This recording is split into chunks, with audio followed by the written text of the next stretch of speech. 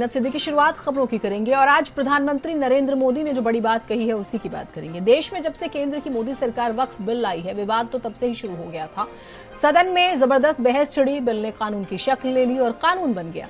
हालांकि जिसकी संभावना थी वही हुआ। विवाद का मूल जो है मुसलमानों का विकास है। पीएम कहते हैं कि जो कांग्रेस वक्फ कानून पर इतना हल्ला बोल रही है, वास्तव में पुराना कानून सही होता तो आज मुसलमान युवा पंचर नहीं लगा रहे होते। वैसे दावा है कि इस बयान के बाद भी बवाल होगा। खैर, क्रिया की प्रतिक्रिया निश्चित है। इसी पर स्पेशल रिपोर्ट।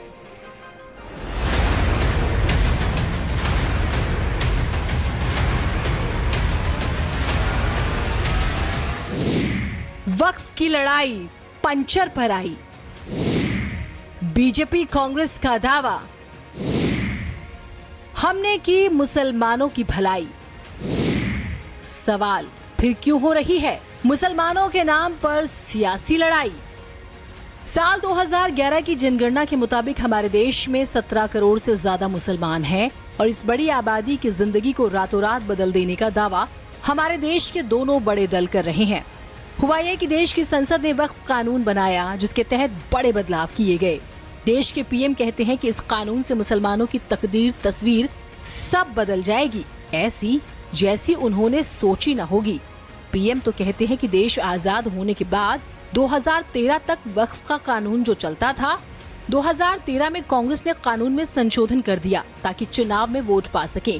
कानून को ऐसा बना दिया कि बाबा साहेब के संविधान की ऐसी तैसी कर दी। इसका सही उपयोग होता तो मुसलमानों को साइकिल के पंचर बनाने की जरूरत नहीं होती।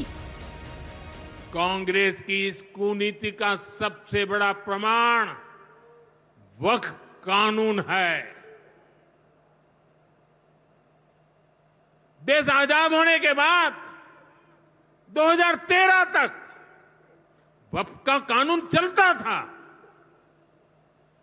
लेकिन चुनाव जीतने के लिए, तुष्टीकरण की राजनीति के लिए, वोट बैंक की राजनीति के लिए 2013 के आखिर में, आखिरी सत्र में कांग्रेस ने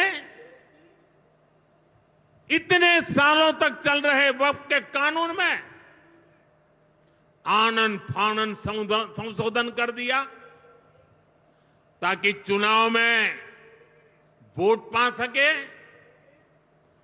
वोट बैंक को खुश करने के लिए इस कानून को ऐसा बना दिया कि बाबा साहब आंबेडकर के संविधान की ऐसी की तैसी, संविधान से ऊपर कर दिया। ये बाबा साहब का सबसे बड़ा अपमान का काम था। वैसे पीएम ने खुलकर नए वक्फ कानून की तारीफ की। जिस कानून की पीएम तारीफ कर रहे हैं उसके बारे में राहुल गांधी ने कहा है कि ये बिल दरअसल फ्रीडम ऑफ रिलीजन पर आक्रमण है, संविधान पर आक्रमण है। राहुल आरोप लगाते हैं कि ये धीरे धीरे हर धर्म के लोगों पर आक्रमण करेंगे। कुछ दिन पहले बीजेपी ने लोकसभा में वक्फ बिल पास किया। वक्फ बिल फ्रीडम ऑफ रिलीजन पर आक्रमण है, कॉन्स्टिट्यूशन पर आक्रमण है। ऑर्गेनाइजर में लिखते हैं कि अब जो क्रिश्चियन कम्युनिटी है उनकी जमीन पर हम आक्रमण करने जा रहे हैं। और उसके बाद जो हमारे सिख भाई हैं आपके पास भी आएंगे। तो आप ये मत सोचिए कि ये आप पर आक्रमण नहीं है। और ये एंटी कॉन्स्टिट्यूशन है और anti freedom of religion act है और ये देश के सब लोगों को मालूम होना चाहिए। वक्फ संशोधन बिल के खिलाफ देश भर में विरोध जारी है। इस बीच जमीयत उलेमाए हिंद के अध्यक्ष मौलाना महमूद मदनी ने इसे मुसलमानों के खिलाफ बताया। वो आगे कहते हैं कि ये बिल ना तो देश के लिए सही है, न भारतीयों के लिए और न ही मुसलमानों के लिए। वो आरोप लगाते हैं कि ये संशोधन बिल्डरों को फायदा पहुंचाने के लिए लाया गया है। इस एक्ट को दुर्भाग्य के साथ, दुर्भावना के साथ दुर्भावनापूर्ण एक्ट है ये अमेंडमेंट है। ये सोसाइटी के लिए, कम्युनिटी के लिए या मुल्क के लिए, मान लो सोसाइटी के लिए, मुसलमानों के लिए खराब होता, मुल्क के लिए अच्छा होता तो भी हमारे सर आंखों पे हो सकता था। हाँ ठीक है, थोड़ा तकलीफ होगी, बर्दाश्त कर लेंगे, कोई बात नहीं, देश का भला हो जाए। न देश के लिए, न कॉमन सोसाइटी के लिए, इंडियंस के लिए, और न ही मुसलमानों के लिए, किसी के लिए ये कानून सही नहीं है और इस तरह की अमेंडमेंट सही नहीं है। स्ट्रेंथन करने की बात करते हैं तो एक छोटी सी चीज थी कि कब्जा करने वाले के खिलाफ, जैसे कहते हैं ये कब्जा कर रखा, हम लोगों ने भी कब्जा कर रखा, कब्जा करने वाले के खिलाफ क्रिमिनल केस बनेगा। आपने इस अमेंडमेंट में उस क्रिमिनल होने को, क्रिमिनलिटी को खत्म कर दिया, तो कैसे फायदा पहुंचाया आपने? आप तो कब्जा करने वालों को फायदा पहुंचा रहे हैं, बिल्डरों को फायदा पहुंचाना चाह रहे हैं। वैसे वक्फ कानून पर बेशक से वार पलटवार चल रहे हों, लेकिन मुसलमानों के हित का दावा करने वाली कांग्रेस को ललकारते हुए पीएम कहते हैं कि अगर सच्चे मन से मुसलमानों के लिए थोड़ी भी हमदर्दी है तो कांग्रेस पार्टी अपनी पार्टी का अध्यक्ष किसी मुसलमान को बनाए। अगर सच्चे अर्थ से आपके दिल में मुसलमानों के लिए थोड़ी भी हमदर्दी है तो कांग्रेस पार्टी अपने पार्टी के अध्यक्ष मुसलमान को बनाए। क्यों नहीं बनाते भाई? संसद में टिकट देते हैं 50% मुसलमानों को दो, जीत करके आएंगे तो अपनी बात बताएंगे। लेकिन ये नहीं करना है, कांग्रेस में तो कुछ नहीं देना है। देश के नागरिकों के अधिकारों को छीनना और देना, इनकी नीयत किसी का भी भला करने की कभी नहीं रही, मुसलमानों का भला करने की भी नहीं रही। पीएम ने मुसलमानों की हमदर्दी की बात करते हुए बेशक से अपनी चिंता जताई हो, लेकिन उन्होंने कांग्रेस के पाले में गेंद फेंकते हुए ये कह दिया कि मुसलमान केवल पंचर लगाते हैं। ये बयान माना जा रहा है कि वक्फ के अच्छे बुरे पहलू से परे नया सियासी मुद्दा बनेगा। ब्यूरो रिपोर्ट, भारत समाचार। बाबा साहब के नाम पर राजनीतिक दल अपने अपने काम पर लग गए हैं। बाबा साहब भीमराव अंबेडकर के लिए इतनी मोहब्बतें शायद राजनीतिक दल कभी पहले नहीं दिखाते थे, जितनी चाशनी आजकल दलितों के लिए ये लेकर आए हैं। कई बार ये बड़ा हैरान करता है और शायद बाबा साहब की आत्मा भी ये देखकर बड़ी हतप्रभ होगी। इनका एजेंडा क्या दलितों का उत्थान है या फिर उस वोट बैंक पर कब्जा? रात 8 बजे पूरी चर्चा है।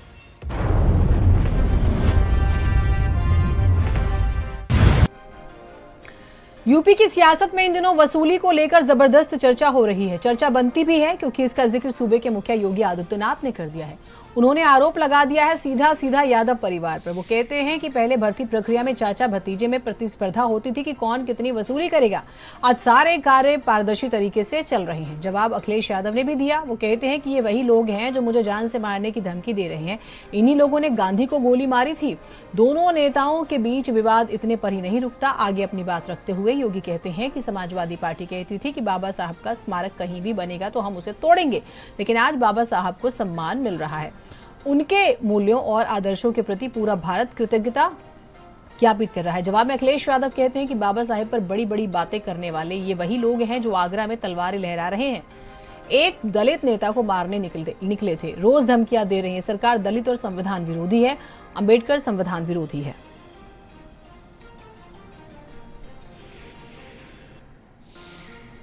आज आप देखते होंगे उत्तर प्रदेश के अंदर कहीं जाते होंगे, कहीं गंदगी नहीं दिखती होगी, अव्यवस्था नहीं दिखती होगी, अराजकता नहीं दिखती होगी, दंगा नहीं दिखता होगा, अनावश्यक शोरगुल नहीं दिखता होगा।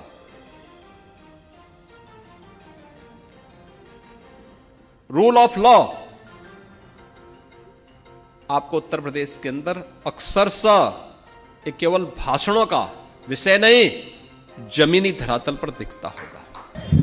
ये जो संविधान बदलने निकले थे, ये इसी तरह का काम कराएंगे जो अभी कुछ दिन पहले हम लोगों ने देखा है।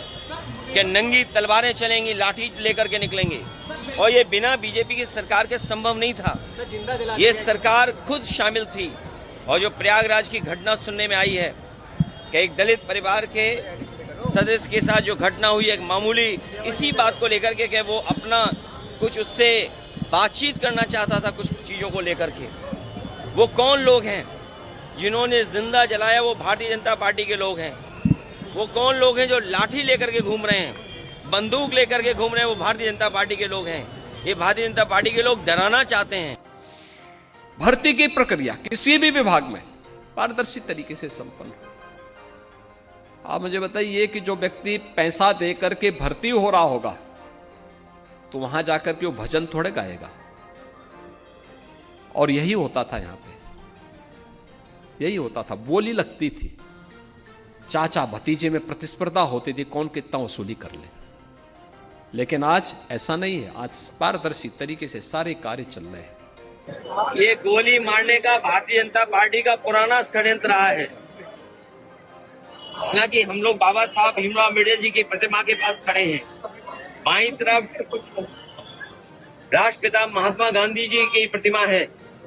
आपको पता होगा और जानते होंगे कि राष्ट्रपिता महात्मा गांधी को भी गोली मारी गई थी। ये वो लोग हैं जो हिंसा पसंद करते हैं, हिंसा को बढ़ावा देते हैं। ये तमाम वो लोग हैं।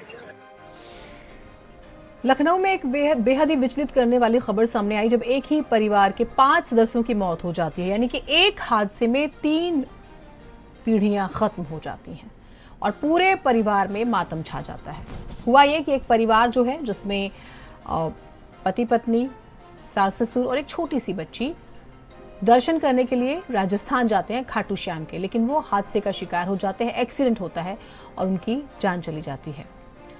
ये खाटू श्याम जा रहे थे दर्शन करने के लिए और अपनी जयपुर में कार ट्रेलर से टकरा जाती है। कार में सवार इंजीनियर अभिषेक, उनकी पत्नी प्रियांशी, उनकी बेटी 6 महीने की, पिता सत्य प्रकाश और मां रमा देवी की मौके पर ही मौत हो जाती है।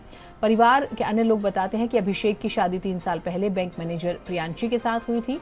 चाचा चंद्र प्रकाश ने बताया कि सोमवार को सभी के शवों को अंतिम संस्कार के लिए लाया गया। अभिषेक के बड़े भाई हिमांशु, चाचा चंद्र प्रकाश के साथ अन्य रिश्तेदारों और दोस्तों ने सभी की अर्थीयों को कांधा दिया और मोहल्ले के लोग भी इकट्ठा हुए।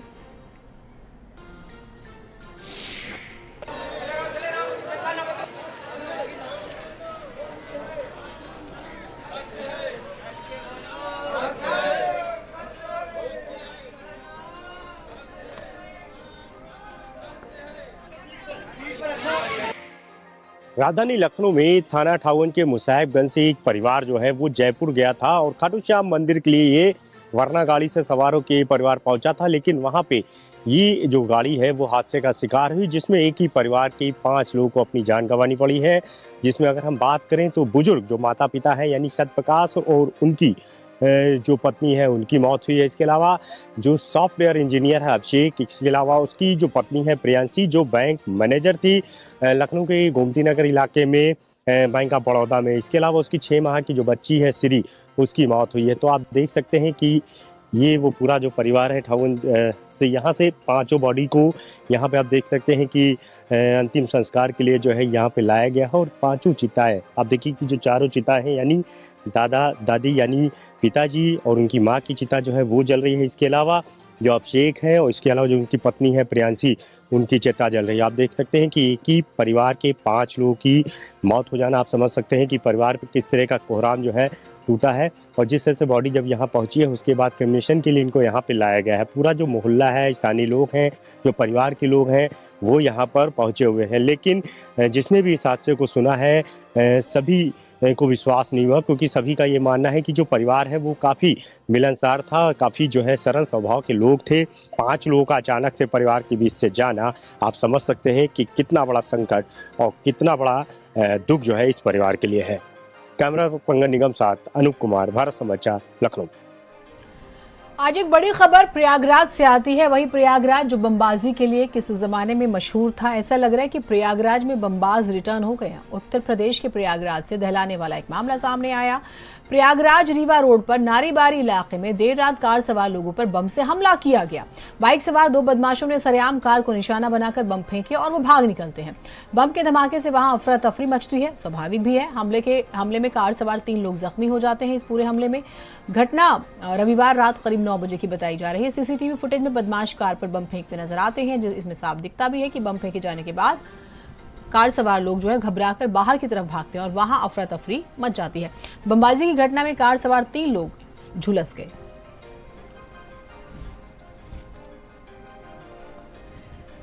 वैसे पिछले 1 महीने में कई घटनाएं आई हैं। कुछ और रिपोर्ट्स आपको दिखाते हैं। आधी रात को पिछले दिनों प्रयागराज में ही ऐसी ही घटना सामने आती है जब अचानक तेज धमाकों से प्रयागराज गूंज उठता है। 3 सेकंड में 3 बम फेंके जाते हैं। मोहल्ले में दहशत फैल जाती है। ये बमबाजी महज खौफ फैलाने के लिए थी या फिर कोई बड़ी साजिश? ये हमने आपको एक रिपोर्ट दिखाई है, देखिएगा।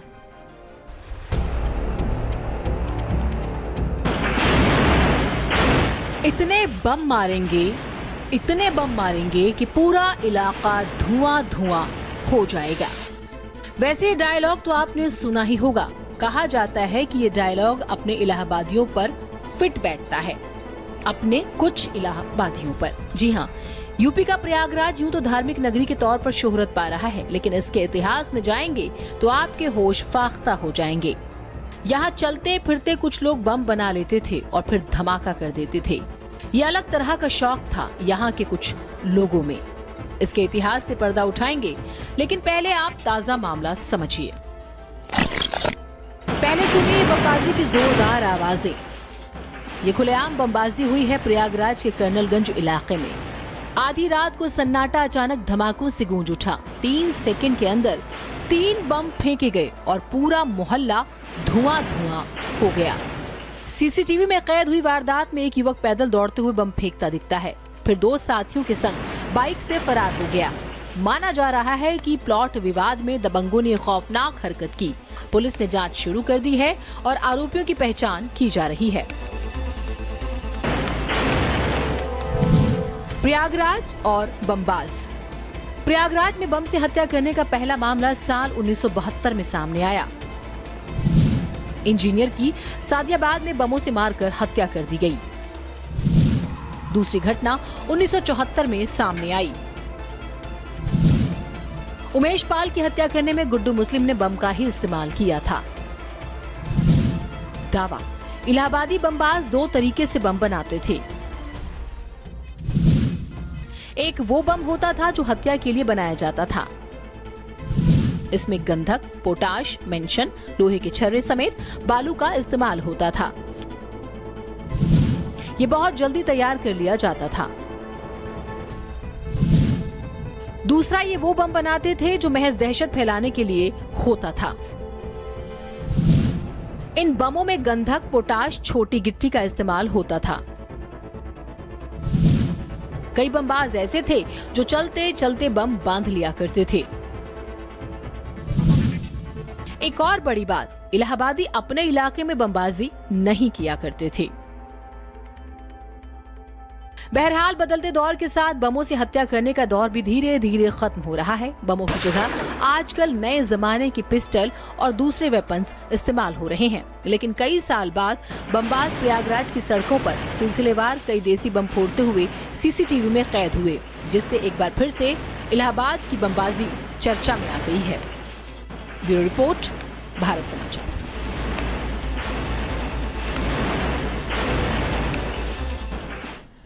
और इसीलिए कहा जा रहा है कि इलाहाबाद में बमबाज रिटर्न हो गए हैं। मुजफ्फरनगर से एक वीडियो सामने आया। जिसने भी इस वीडियो को देखा होगा उसे बहुत गुस्सा आया होगा। एक युवती जो कि एक फाइनेंस कंपनी में काम करती है, अपने दोस्त के साथ जाती है कैश कलेक्शन के लिए।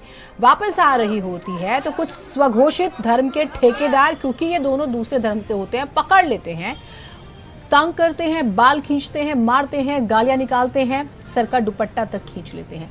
वो चीखती चिल्लाती रह जाती है। उसके दोस्त के साथ भी मारपीट होती है। घटना का वीडियो वायरल होता है और तो और लड़की भी शिकायत दर्ज कराती है। उसके बाद पुलिस जो है इनकी इतने अच्छे से तबीयत पानी सेवा करती है कि आप 2 तस्वीरें देख लीजिए। पहले जब ये बहुत बड़े बहादुर धर्म के ठेकेदार बन रहे थे, देखिएगा जरा, मवालीगिरी, गुंडागर्दी इसे ही कहा जाता है। इस तरह की हरकतों की जरूरत नहीं समाज को, न ऐसे लोगों की। दूसरी तरफ देखेगा इनकी चाल ढाल, क्योंकि इनका सेवा पानी बहुत अच्छे से किया गया है। तो गुंडे एक्शन दिखा रहे थे, पुलिस ने भी रिएक्शन मिलना ही था। कानून से परे आप नहीं जा सकते, खुद भी चैन से जियो और दूसरों को भी जीने दो, यही मैसेज देती है घटना और ये खबर। पुलिस ने केस दर्ज किया है, जांच शुरू कर दी है।